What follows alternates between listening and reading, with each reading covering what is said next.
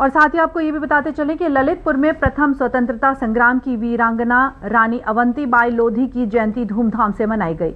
इस अवसर पर इलाइट चौराहा से भव्य शोभा यात्रा निकाली गई, जो शहर के प्रमुख मार्गों से होते हुए तुवन चौराहा स्थित वीरांगना की प्रतिमा स्थल पहुंची, जहां लोगों ने प्रतिमा पर माल्यार्पण कर रानी अवंतीबाई के त्याग और बलिदान को याद किया।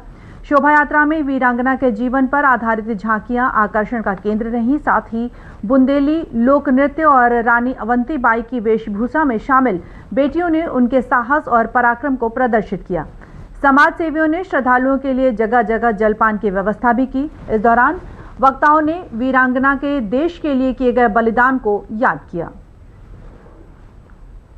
रामगढ़ की महारानी वीरांगना अवंतीबाई, जिन्होंने अपने 26 वर्ष की उम्र में ही अपने देश के लिए, देश की आज़ादी के लिए 18 बार अंग्रेजों को खदेड़ा था और अपने देश को आज़ादी के लिए अपने को बलिदान किया था।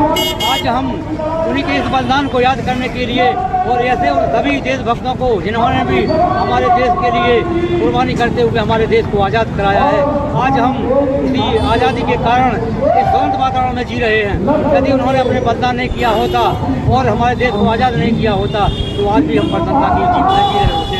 भारी संख्या में लोधी राजपूत समाज के अलावा सर्व समाज के लोगों ने स्वागत किया, जलपान ग्रहण कराया, सभी को फल वितरण कराए और भव्य, क्योंकि 1897 की क्रांति में उन्होंने प्राण न्यौछावर किए थे, अंग्रेजों के छक्के छुड़ाए थे। हम लोग इस उपलक्ष्य में मना रहे हैं कि आने वाली जो पीढ़ी है उनके लिए हम ये प्रेरणा दें कि हम आज़ादी की लड़ाई में हमारी जो अवंतीबाई ने जो बलिदान दिया है हम उनको स्मरण रख सकें। इसलिए भव्य शोभा यात्रा का आज आगमन हुआ है ललितपुर जनपद के अंदर। वीरांगना अवंतीबाई लोधी वह महिला थी जिन्होंने अपने घर बार और अपने परिवार का मान मर्यादा रखने के लिए अपना सर्वस्व जीवन अपने देश के लिए समर्पित किया। उन्होंने अंग्रेजों की गुलामी को सहन ना करते हुए अपने स्वाभिमान को चुना और तलवार को उठाई। जिन हाथों में चूड़ियां शोभित होती उस परंपरा को आगे बढ़ाती उन हाथों में तलवार थाम के अपने मातृभूमि का मान सम्मान बढ़ाने के लिए आगे बढ़ी और अपना सर्वस्व बलिदान किया।